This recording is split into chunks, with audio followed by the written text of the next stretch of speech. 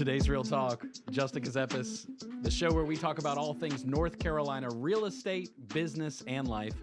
I have the honor and privilege of being joined right now by probably one of the most thought leaders there are in real estate, Mr. Bill Gallagher. Thank you, Justin. How you doing appreciate today? that. Doing great. It's good to see you on in a your Monday pink polo afternoon. looking good today. Well, you say come to Lake Norman, let's dress the part. That's right. Pink.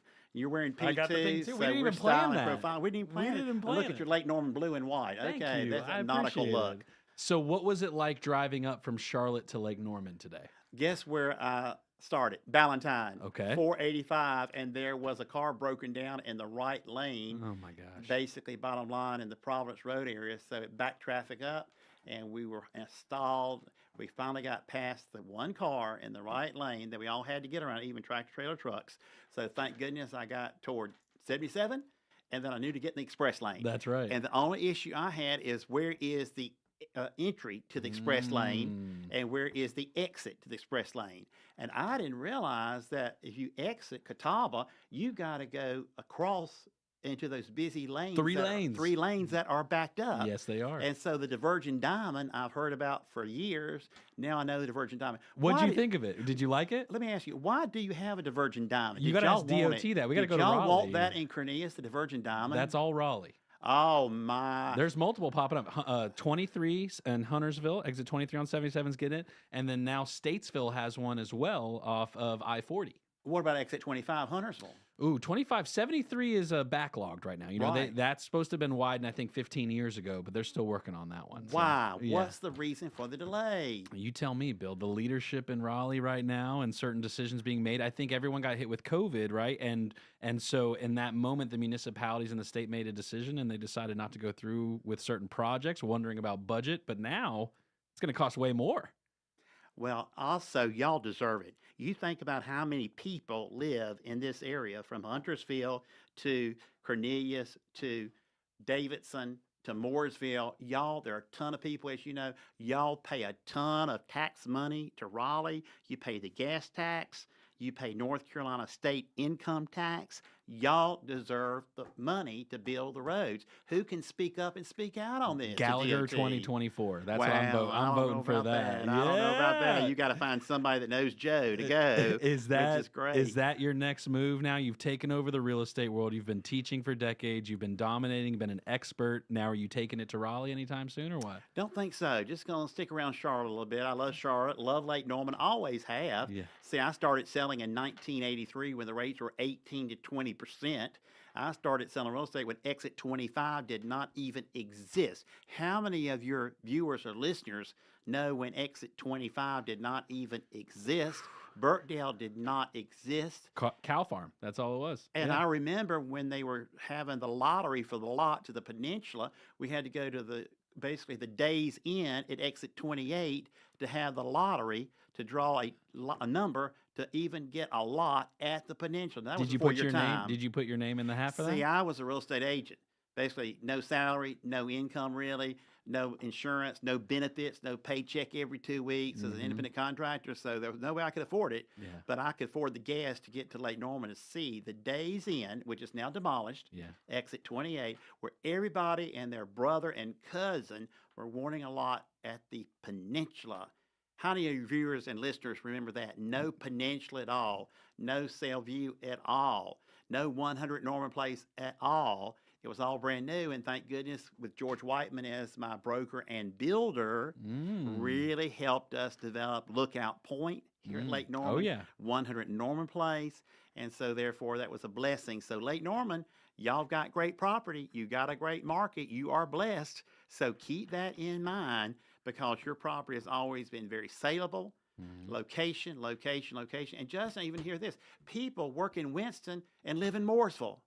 Really? They say we will work in Winston, we'll live in Mooresville because it's shorter time to get home from Winston to Mooresville as it is Mooresville to Ballantyne or south on 77. So think about that geographic, everybody. Winston is really your market, and those people say if they're going to spend X dollars on a home like a mansion in Winston, basically, bottom line, near Country Club. Why not spend the money on the water at Lake Norman and enjoy the sunsets, enjoy the market? By the way, keep that in mind, everybody. Winston to Lake Norman is not a what? Far piece. Hickory to Lake Norman is not a far piece. Are y'all with me? So really, your market is opening up to other towns and cities. Not south. No. Not south, but what? North, east, and west. East and west, and that's a great opportunity for y'all, which seize the day. Yeah. It seize the day. Why not? Because you've got some great property and some great people too. So that's cool. What year were you licensed as a broker? I was licensed in or as an agent, because it was an agent back then, right? It wasn't a broker. Is that how it worked? Well, basically they said agent, but they still gave us a broker's license. They did. So that's kind of interesting vocabulary. But it was 1983, fall of 83, and I was right out of Wake Forest. I was graduated 3 years, so I was like 21 years old, real young. And I will tell you, everybody asked me when I went on a listing appointment or was talking to a buyer about buying real estate, they would immediately say to me, "How old are you? How old are you?" Justin, did they ever ask you how old you were as a lawyer? Oh, yes. Tell us about it. Tell me, as a brand new lawyer. Well, age is a factor for people when they think about experience, right? They wonder, okay, do you have the skill? Do you have the knowledge? Do you have the tenacity in this type of market to help represent us? And so it's certainly a question that I would get from time to time, even to this day, for sure. Yeah. And by the way, you and I both know it's not what you say, it's how you say it, Yes, sir. especially at Lake Norman. Yes, sir. You have got to be very sweet and southern and low-key and not offend and don't be sarcastic. No. And Bill Mathers, my first broker in charge, taught me with that question about how old are you? I would say I'm 21 years old, and I really have the energy and enthusiasm to get you the best possible price in the shortest period of time with the least inconvenience to you is my commitment to you. How does that sound to you? It sounds phenomenal. Well, thank you, Bill Mathers. It's not what you say, it's how you say it. it. The other question I got too, which was very interesting, was how many listings do you currently have? How many listings do you currently have at this time? And I was trying to say, well, you know what? All mine have sold, so therefore I'm listless. So therefore, since I am listless, I can devote 100% of my time and attention to you and your property to get you the highest possible price, the shortest period of time, least inconvenience to you. Now, Justin, how do you think every seller wants to hear that? I think every seller wants their house to sell for top dollar very quickly. So guess what? It goes back to it's not what you say, it's how you say it. But don't you agree, even with a lawyer out of law school, when you were basically trying to get somebody's business, they still gave you some objections or they wanted to think about it. They wanted to talk to a relative. Did you get that as a young lawyer right out of law school? All the time people would ask me, and so really if we back up, I got started as an attorney and I owe a lot of the success of my firm, which I subsequently sold, to you. Because in the spring of 2016, I came to you and I said, "Hey, Mr. Gallagher, my name's Justin Ckezepis. I'm a lawyer. I'm also been a real estate broker since 2012. I'm starting my own law practice. Here's my idea. What do you think?" And you were very gracious with your time, and I owe you.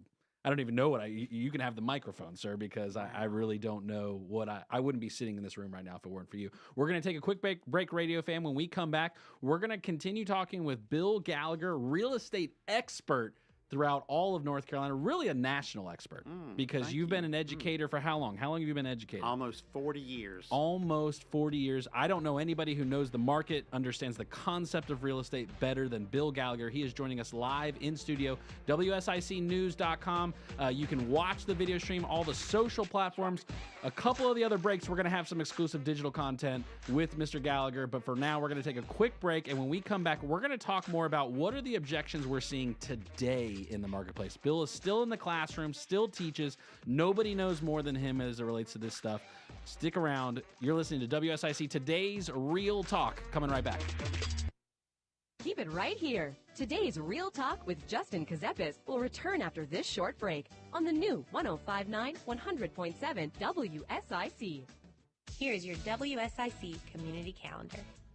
Asheville native Kane and Cox will be performing at Kane Center for the Arts Friday, August 25th. Show starts at 8 p.m. Kane Center for the Arts 2024 fall season. Buy your tickets now at kanearts.org. That's CAINarts.org. Happy birthday, Huntersville! Celebrate Huntersville's 150th birthday this Saturday. Primal in Huntersville will have live music, food trucks, and special deals all day on August 26th. Huntersville is 150 years old, and you should celebrate at Primal off of Highway 115 in Huntersville. It is one of the last couple of weeks to enjoy open swim at the Kerrigan Farms Quarry. Thursday, August 31st is the end of the swim season at Kerrigan Farms Quarry. Swim up an appetite with the whole family and enjoy Kerrigan Farms Farm-to-Table Restaurant.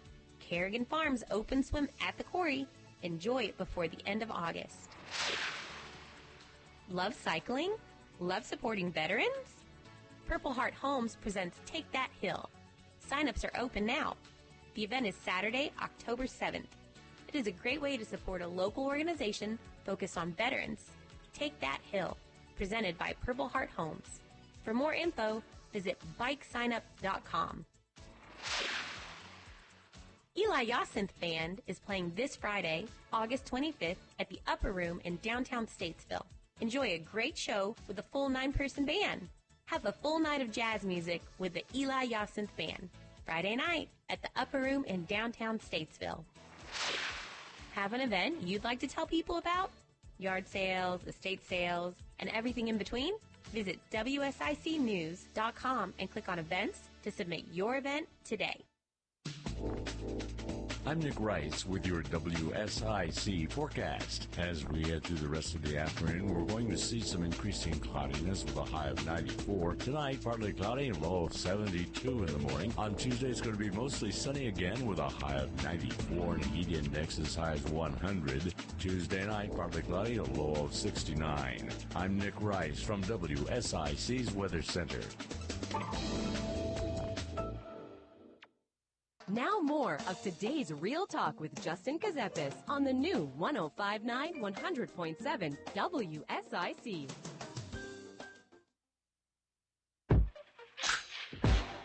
Today's Real Talk. Here we talk about North Carolina real estate, business, and life. I have the honor and privilege of being joined by Mr. Bill Gallagher of Superior School of Real Estate. Should I still say Superior School of Real Estate for you? Absolutely, Okay. Superior School of Real Estate. Superior I'm still School of Real Estate. there. That's right. Teaching. What are you teaching? BIC-UP, Gen-UP this cycle? What are you going to be teaching? My courses are continuing education. Okay. The general update course for brokers, the broker in charge update course for brokers, and electives for brokers for CE, continuing education. Now we offer pre-licensing and post-licensing. That's right. At Lake Norman. And what's really great is we teach at the Clarion at exit 28. Oh. That has always been a really great location over the years because it's Bill Gallagher School of Real Estate, Superior School. Terry Wilson taught there many years at the Clarion. Now Tracy Frazier, who lives on the Denver side, a real estate agent top producing team, is teaching pre-licensing and post-licensing at the Clarion in Cornelius. So when people say, I got a ride to Ballantyne to have a class with Superior, the answer is no. The Cornelius area has always supported me, as well as Mooresville. Yes. Charles Mack Citizen Center is a fabulous location. Absolutely. So, y'all, if you think about Lake Norman, Huntersville, Cornelius, Davidson, Mooresville, Troutman, Lake Norman East, Lake Norman West, y'all have always come out for real estate classes and courses. And if you look at the number of licensees active in the state, guess where the greatest concentration of active brokers is this area? No. Exactly. Exit 18 all the way up to Statesville. Wow. All the way to from Concord over to Lincolnton. Y'all know the area. Yeah. And you might say, why do we have so many brokers in this area? Well, you've got a lot of brokers that, quote, don't haul and hope, drive and show, sit and wish, pray and pitch. They just dial for dollars. They give leads and they earn referral fees legally because they have to have an active license, which means they've got to take their 8 hours of continuing education every year. Also, they've got to pay the renewal fee every year, $45. And I call it dialing for dollars. That's pretty because good. As a broker, when you decide not to be, quote, selling and listing actively, just give leads, earn referral fees on the leads you give, and therefore that could be good retirement money, mailbox money. So when you think about this area, I hate to say old guard, but you do have a lot of veteran brokers in this area that are still licensed, and they love to come to class. Yeah. They really don't like Zoom. No. They're zoomed out. They're zoomed out. They want to come to class 30 minutes or an hour before, drink coffee, eat Danish, shake hands, catch up on what's happening in the area. Just you remember those days because you sponsored classes. You helped me teach some of those classes. You know how social it is here in this area. It very much is. It's definitely want to touch and feel and see and not sit behind just a computer screen. And that brings up an interesting point. So we got a call. William is on the phone. I believe he's still there. William wanting to reminisce on the good old days of Lake Norman before all this development. William, what's going on? Hey guys, Bill brought back some memories. I'm one of those listeners. I'm old enough to remember it. I moved up here in the late 70s, early 80s, and I remember Highway 150 north of Huntersville when there was just a Hardee's, and that was at a gas station, and that was about it. Look at it now. Huntersville, Cornelius area used to be the country. That's where everybody that worked in Charlotte resided back in Huntersville and Kernersville and Cornelius in that areas. And that is just, to me now, that area has just become Charlotte. That's how much it grew. The infrastructure, Justin and I spoke about that in previous calls. It's probably never going to catch up with the real estate and the urban growth. Especially with the administration that we've had in offices in the past, doing some silly things, that toll road for one, but that you got people like Jeff McNeely and Vicky Sawyer that are in the game now, and they're probably going to get things straightened out the way they're talking. So hopefully the infrastructure will catch up a little bit. But it's probably never going to catch up because there's just so many people in this area that have come to this area because of what North Carolina has to offer.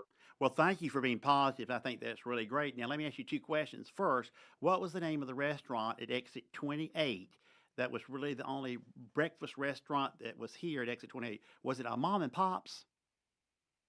What was the name of the restaurant at exit 28?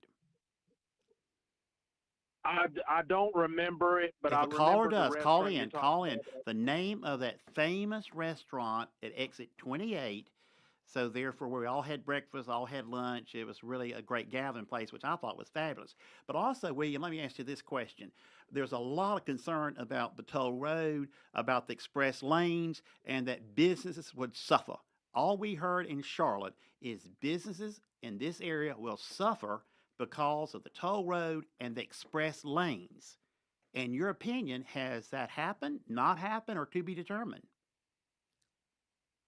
I don't think it's happened yet. The thing is with the toll roads, there's certain times where it's more expensive. You got busy rush hour or whatever, it's going to be more expensive. I've heard a lot of people make the comment about that. I'm just not going to use it. My problem with the toll road is that we farmed it out to a foreign company. Oh, no, we did not. Did we? Oh, yeah, we did. Unfortunately, we did.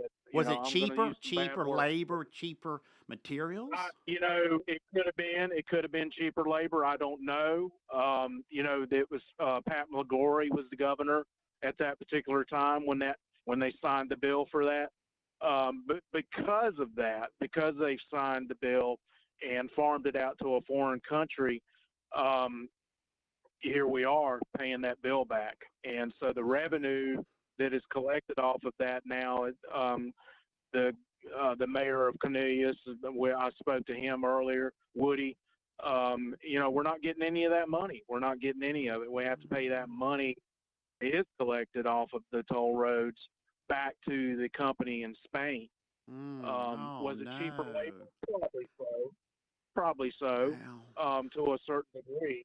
But there's other ways. We're looking at eventually we're probably going to pass the bill for marijuana, and there's going to be a lot of revenue collected off of that. Oh, thank you for being positive. Okay.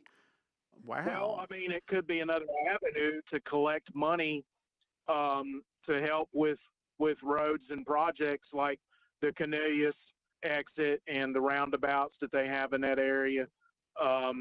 just help. We got to, we can use all the help we can get.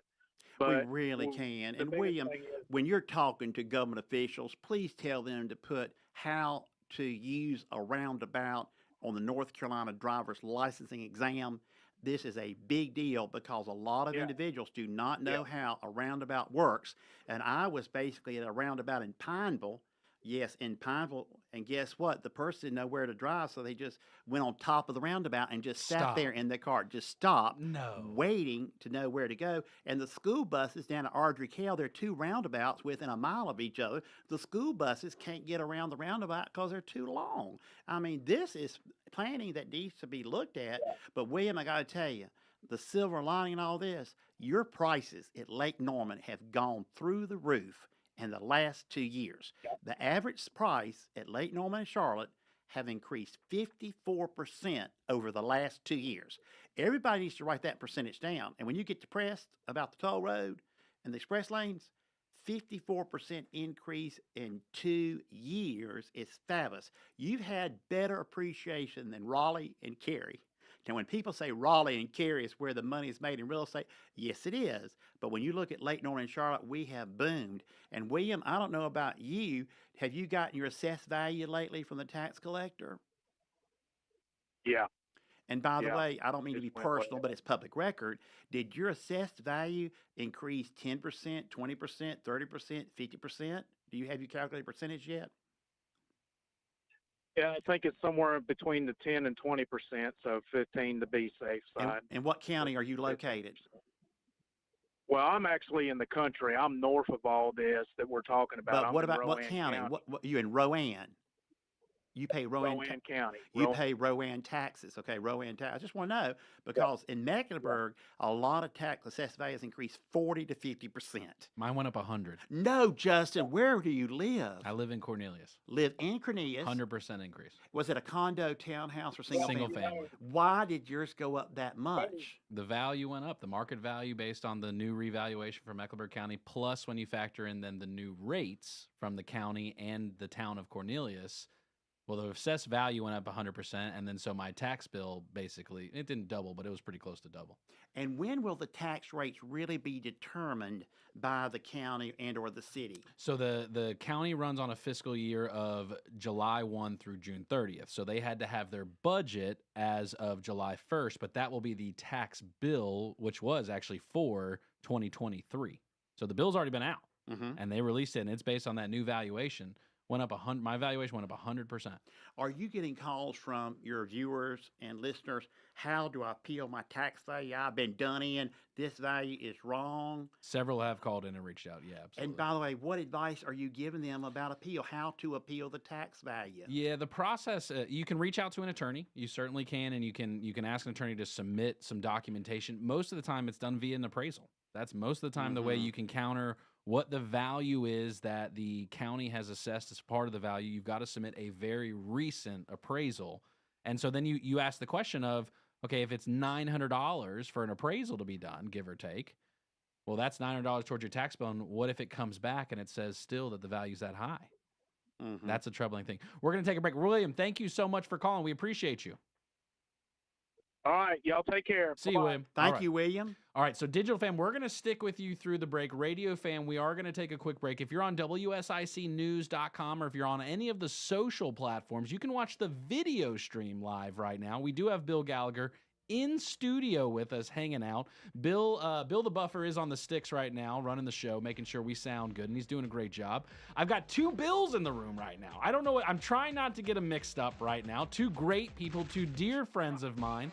And so it's an exciting time. You're listening to today's Real Talk, 844-STUDIO-4. If you want to be part of the conversation, you can call in. We're going to get into some of these objections we're hearing in the marketplace. I'm going to start asking some tough questions, too. Bill has run with the mic already 30 minutes into this show, and I'm going to start asking some questions. He's trying not to let me, but I'm going to. Radio Fam, we're coming right back. All right, Bill. So we're still on video stream for our digital listeners. So what's up in Bill Gallagher's world these days? You've taught every class under the sun. You've been a part of every amazing thing, been involved in so many discussions for decades. What's going on right now at the Raleigh level as it relates to brokers, to the industry, to licensing? Where are we at? Well, we've got more licensed brokers in North Carolina than ever before. Are we north of 100,000 now? 118,000 licenses. 118,000 licenses. Keep this in mind, which is very interesting, but also the number of complaints has skyrocketed. Yeah. And what was interesting, we got more brokers licensed during COVID than any 2 years. Why did people get their license during COVID? They were at home, alone, all by themselves. They always wanted to take the real estate class. Why not take it at home? With no test required, right? Wasn't that a It time was period for a of while. no test? It was a school test, but sometimes not a school test, depending upon the school. And what about the state exam for post licensing was waived. So, come one, come all. So therefore, that was amazing to have that many new licensees, but also always take a look at the number of complaints versus new licensees. And the question goes back to competence of the broker. And also, Justin, another issue we have is we've always said, I'm an agent. I'm a real estate agent. Right. Lawyer Janet Thorne at the Real Estate Commission, March 21 at the instructor conference, which you were there, said, stop saying agent. That's right. You're not an agent. You are a broker. You are a broker. You have a broker's license from the real estate. You don't have an agent license. That's no, right. you got to remember that. Oh, yeah. You are a broker. And I think she is absolutely correct. I think broker adds a level of professionalism that we're a real estate broker rather than agent. Agent really means, remember from your law school, agent with a capital A is the firm. That's right. Agent is the firm. Agency. And by the way, There you belongs to the firm. That's right. And then subagent is under the firm, which are the brokers under the firm. That's right. So I'll tell you, we need to kind of clean this up. And by the way, talking about worth and value, the commission in the update course this year says a broker cannot use the word worth or value of a property. We've got to say probable list price is or probable sales price is. We can quote a range. Technical. You got to use the word probable list price is, probable sales price is, because we're brokers. Only a licensed appraiser in the state of North Carolina can use the word worth or value. And how many of y'all have ever had a seller come out here and tell me what my home is worth? Oh, yeah. Tell me the value of my home. We've got to say, well, we'll estimate the probable list price or probable sales price. It goes back to technicality. And Justin, we should have changed this years ago, but we didn't. And the appraisal board has kind of said, hey, y'all, watch what you say. And What I think about that's good online advice. marketing, right? Brokers who have, let's say, Canopy Association on their website for searching local data, and it says, what's my property worth? They've got to say, what's my probable sales price? Wow. Probable sales price. Wow. Probable list price. And by the way, this is a hot topic because when I teach it to the brokers in charge, teach it to the general update brokers, they're like, what? We've done it this way for years. Why do we have to change? And the reason why is it's because of law, because only an appraiser can use the word market value or worth. So Justin, watch what we say. That's what I'm saying from real estate as well as from brokers and consumers. Watch what we say, like master bedroom. A lot of MLSs have changed master bedroom to primary bedroom, main bedroom, or bedroom on first floor. And that's up to the broker in charge to basically tell their brokers how are they supposed to use different words in advertising and marketing. That's the one I keep hearing is master bedroom. A lot of people say because of different cultural reasons, Sure. as well as maybe fair housing, we need to use another term. So keep that in mind. And at Lake Norman, like y'all have always said, seasonal water view lot. That's right. Seasonal water view lot. What does that mean at Lake Norman, Justin? That means that if you cut the tree in the fall, then a partial day or two in the wintertime, you will get a nice water view. And then on the lake, on the Denver side, it's with no leaves on the trees. That's right. You can't No have any leaves on No, the no, no, trees. no. And one more real quick, seasonal waterfront lot. Oh. Seasonal waterfront. Sometimes you got water and sometimes you don't. Let's join back with the radio fam right now. Thanks, Digital Fam.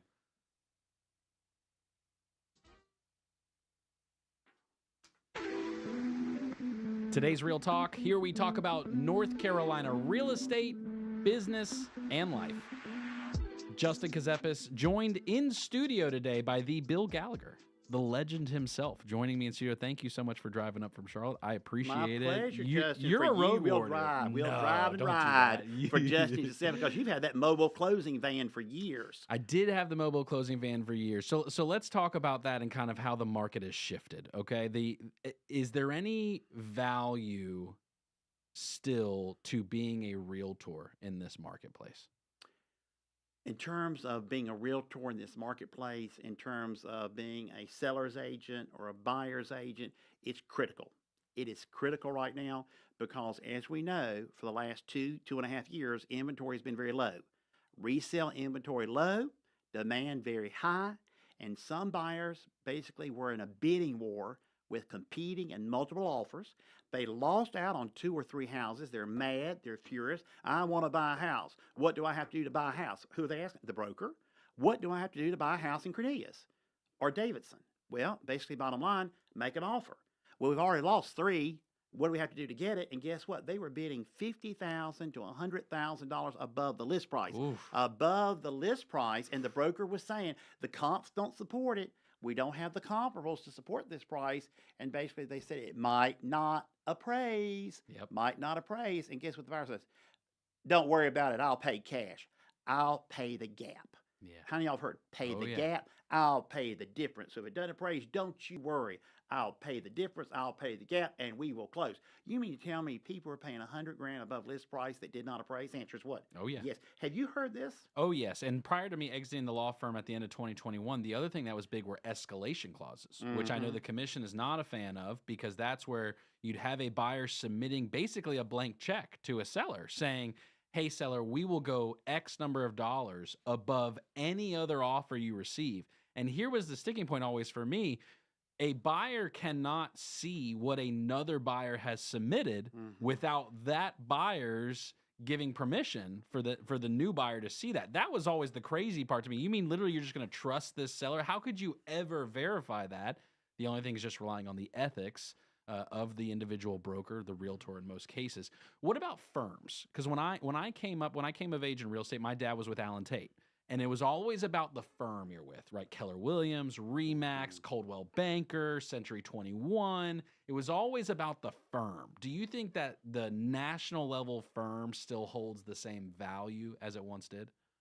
Well, if you look at the marketplace, I think there's a place for all firms, the national, the locally owned, the one-person firms.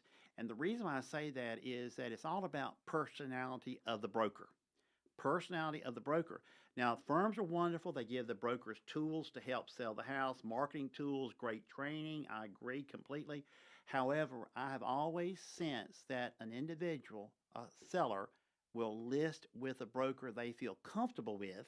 And being comfortable with is their personality, their knowledge, their competence, their people skills, but also the firm they're with, I think is important too. Because I remember on Kramer Drive, y'all know Kramer, Cramur, built by Craig Murray, basically Mrs. Doris Watkins and her husband Lloyd, basically I knew through the family, and Doris Watkins worked at Myers Park Presbyterian Church, and when she decided to sell her home on Kramer Drive, on the cul-de-sac with 120 feet on the water, with dock and pier, she called me to list it. Bill Gallagher, I want you to list my home on Kramer Drive at Lake Norman. And I said, Miss Watkins, I'd be happy to. So I came and listed the property, and it was amazing. Back in 1985, it was $189,900. Was that when you were with Prudential? Was that when you were, or who were you with at that point? That was Merrill Lynch, Prudential. Okay. So therefore, we listed for $189,900. And wow. by the way, $189,900. Wow. $189,900. I should have bought it myself. Okay, hello. I wasn't thinking. And guess what? The person who bought it bought the full price. Yeah. Closed in 30 days, cash. And guess what they said? They're going to tear the house down. They're going to tear the house down and move a house from down on basically Batesford Road. Wow. Move a house and put on that lot on Kramer Drive. Just pick it up and move it. Pick it up and move it. Now, y'all are movers and shakers in this area. Who would have ever thought to, move a house on that lot? But the lot was beautiful. It was gorgeous. So that's what I mean. For Doris and Lloyd Watkins to list with Bill Gallagher from Charlotte when he's not a Lake agent, I think it was my relationship with Doris and Lloyd, personality, friendship over the years. And that's Lake Norman. Relationships. Y'all got so many relationships with individuals that you went to church with. You basically are in the same neighborhood with. You've known your kids went to school with their kids, and you keep saying Hopewell. Yeah. You know, Bill and you went to Hopewell. That's right. I keep hearing that in this area all the time. Hopewell. Huff didn't even exist yet back then. Huff did not even exist. No. And Hopewell's image has been definitely thumbs up. So you know what I'm saying about this area? Yeah. It's the relationship. I knew your daddy. I knew your mama. Yeah. Oh, that's the key to this area. Trust is so big. And that's one of the things that I'm seeing when I look at the commission reports each month, the bulletin that they put out and the complaints and, you know, the disciplinary actions. A lot has to do with material fact right now, it seems like. Mm-hmm.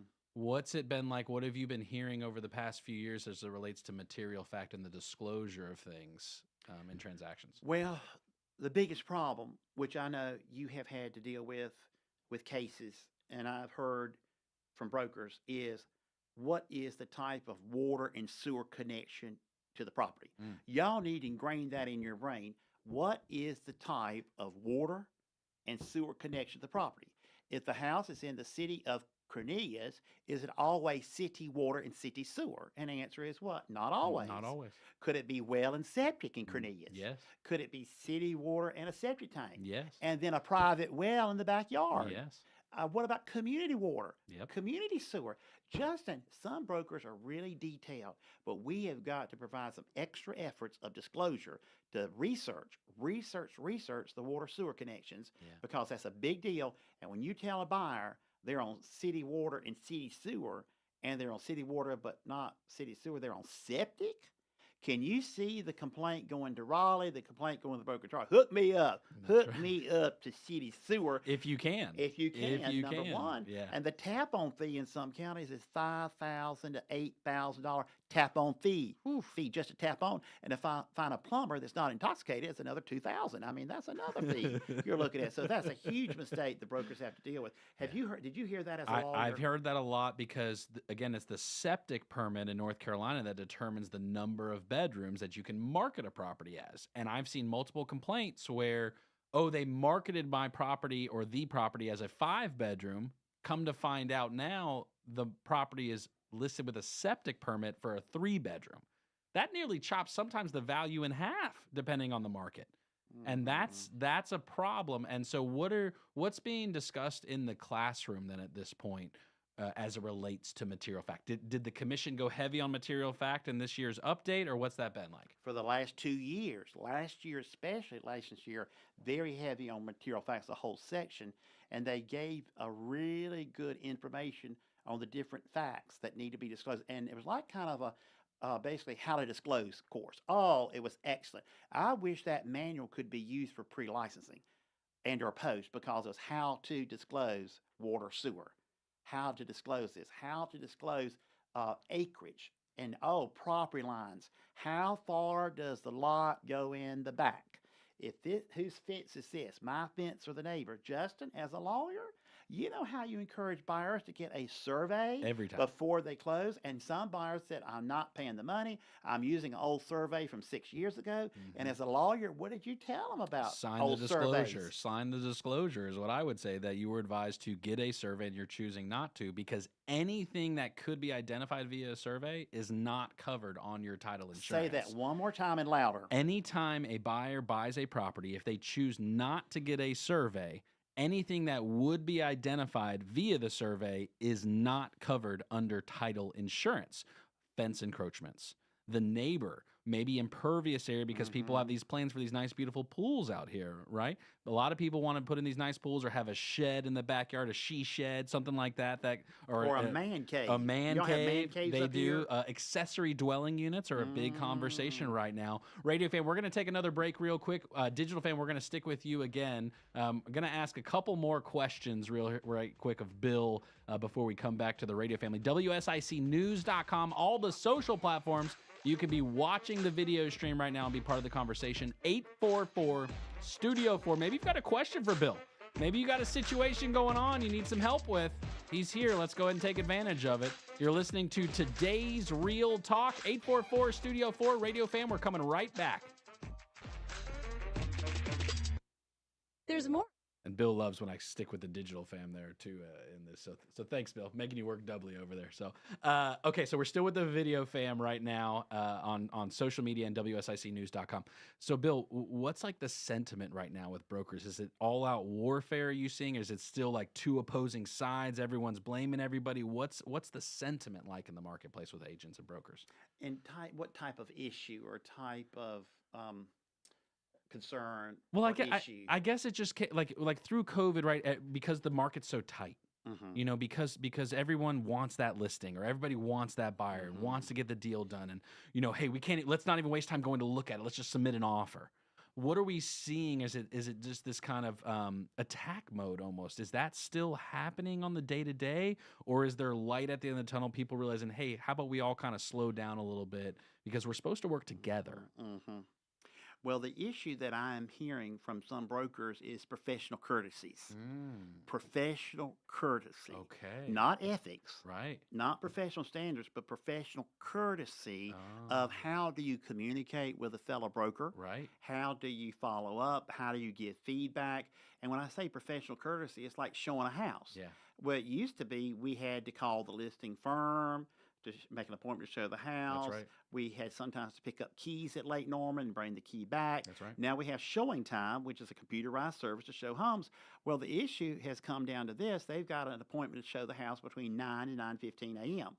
Well, at 9:15 a.m., they need to be out because they got another appointment 9:15 to 9:30, let's say. 15-minute window? It That's could be. It oh could my be 15, gosh. or it could be 30 minutes, whatever the listing firm decides. Yeah. Whatever the listing firm decides. Now, if it's a big house like some of your mansions here at Lake Norman, they need at least 30 minutes to see a huge house. With listing broker accompanying the showing too at the same time. Sometimes too, if they're available. And the question goes back is the courtesy. What we're hearing is, let's say the showing was at 9 o'clock. Yeah. The next showing is 9:30. Well, the 9 o'clock showing goes over to 9:45. Hanging out in the kitchen. Hanging out in the kitchen and talking. And therefore, the other broker has an appointment to show at 9:30. They're just walking on in and showing the property without saying to the other broker, hi, this is Bill Gallagher. I had an appointment at 9:30. Just want to let you know, will you be leaving soon? Because my buyer wants to see the property. We have until 10 o'clock. Yeah.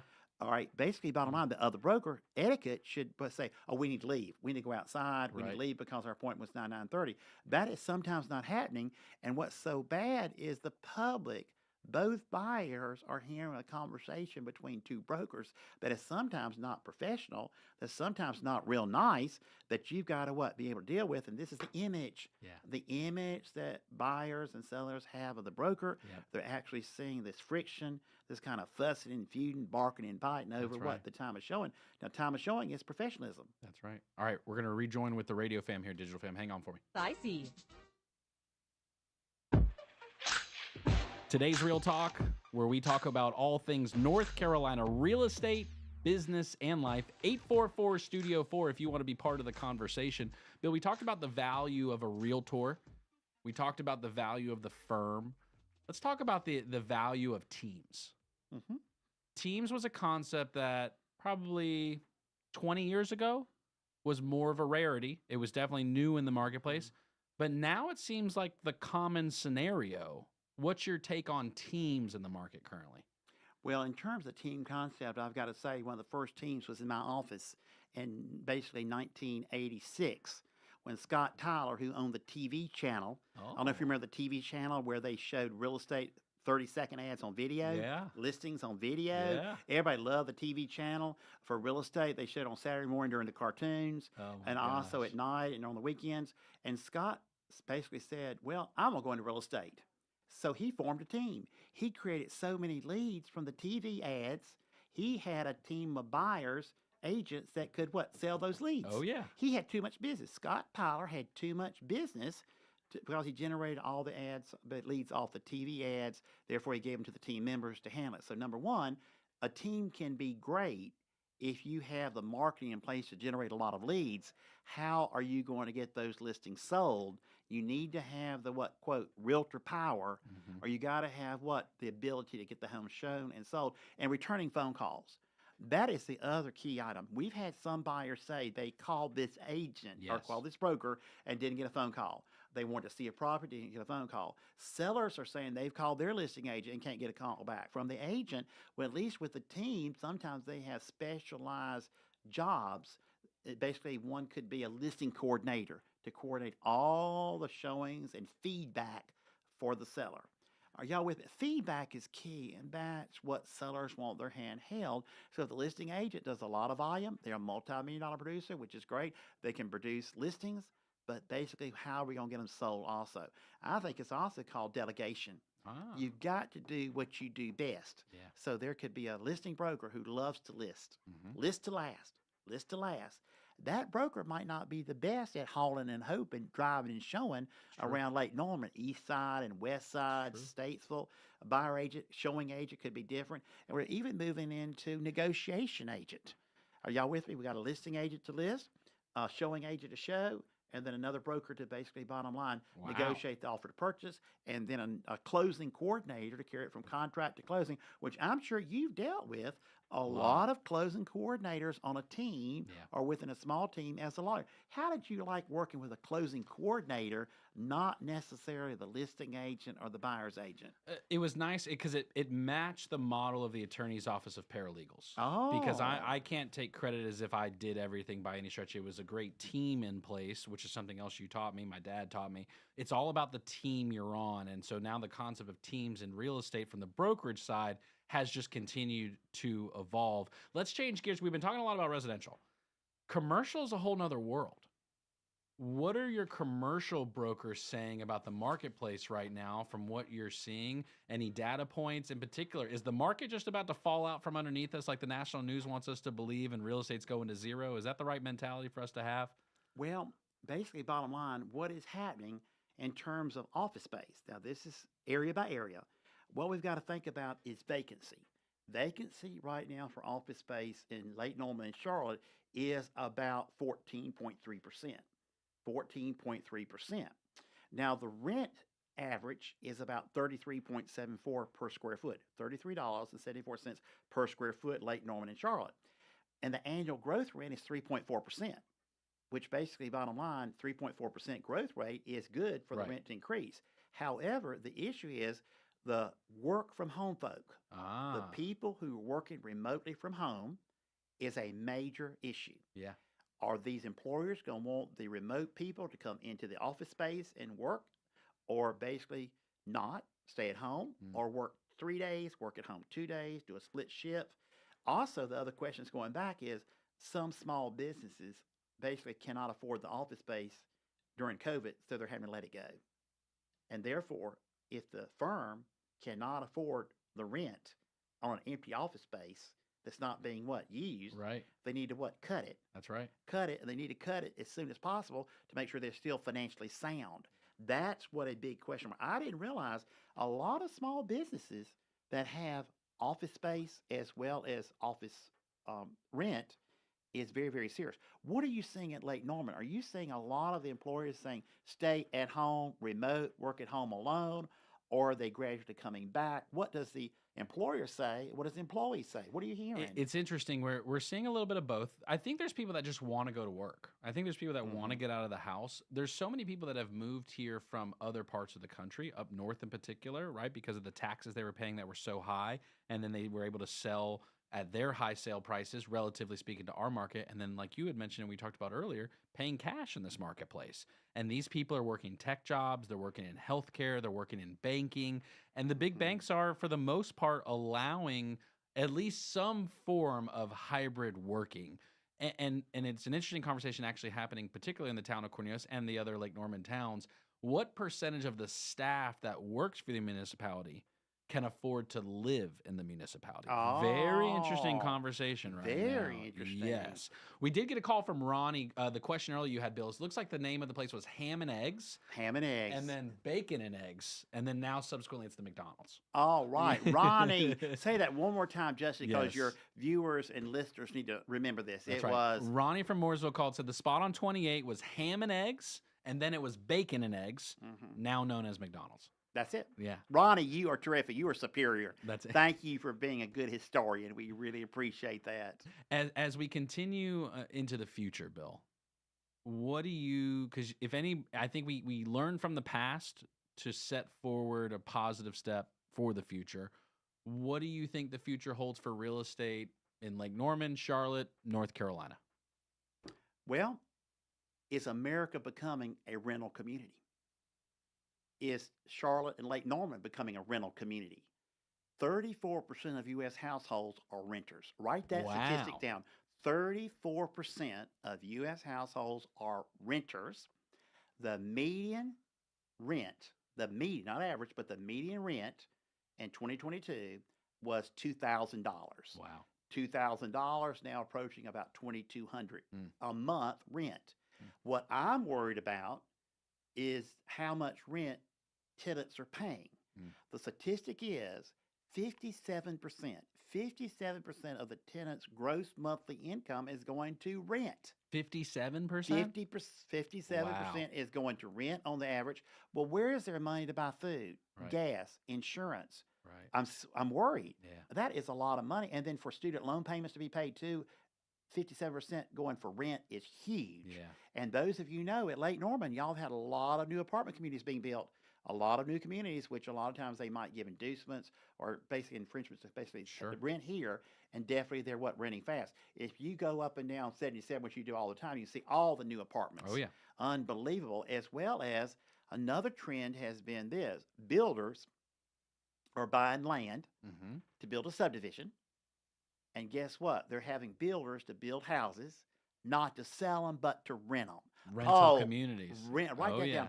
Rental communities that are single-family homes. Have you heard of this concept? I have. I've seen it. And now it's not uncommon when going through the entitlement process with your municipality, whether at the planning board level or architecture review committee level, particularly getting asked, do you plan to sell or rent these units? It's a very common question now. Most of the municipalities are pushing to try to even the number out and go for purchase and for sale for the units rather than rentals. So they're saying that to the developer Yeah. up front. Yes, before going through the approval process. And how do they maintain their word? How can they enforce that, Justin? That's what people are going to ask me. And that's a great question. And I don't think there really is a way to do that. I think for some, it's the question of, okay, if it's a local developer who wants to continuing develop in the area, there tends to be a little bit more stock and trust in that local developer because they're likely to come back with another project. But when you've got these national players coming through who you can see on their website or through whatever they submit of previous projects to show examples of, that they're all rental communities, it'd be hard to believe that they're switching to a purchase model rather than rental. But I guess you'd have to take that on a case-by-case basis. And looking at this statistic, the average rent in this area, like Norman, Charlotte, is $1,637 a month. $1,637. The median across the country is $22,000, $2,200, and also the annual growth has really been about 1% to 2% increase. So it's supply and demand. Now you've heard of South End in Charlotte, South End, and now they have a lower South End called LoSo. LoSo is a new term, and you've heard of NoDa. Yes. North Davison. Yes. NoDa. NoDa. Okay, that's booming, and a lot of people. Have you been to Benny's Pizza in NoDa? I have not, but I heard. You got to go to Benny's. Yes, they have a 48-inch pie. You go there, 48-inch pie. You got to go try it. Yeah, it's good. Unbelievable. So I will say, this is probably my number one concern. 34% of U.S. households are renters, and it looks like we're having more apartments being built, more developers building, basically, bottom line, build to rent, which a lot of people are saying, are we becoming a rental community? And the question is, what about affordability? And this is where a lot of people are saying, especially in Charlotte, we are 10,000 housing units short in Charlotte. 10,000 housing units short today. Today, and how are we going to solve the problem? Well, our city council in Charlotte passed UDO, the Unified Development Ordinance, which allows an accessory dwelling unit, ADU, to be built in their backyard, which is like a tiny house or a granny flat. Have you heard of tiny house in the backyard? I have. It's pretty popular right now. Why is it popular? It's $1 per square foot conversation, right? And we're going to reserve that for next time because I'm going to have you back, if that's okay, if you'll come back. Absolutely. Been joined by Bill Gallagher. You've been listening to Today's Real Talk, the show that talks about all things North Carolina real estate, business, and life. The new 105.9 100.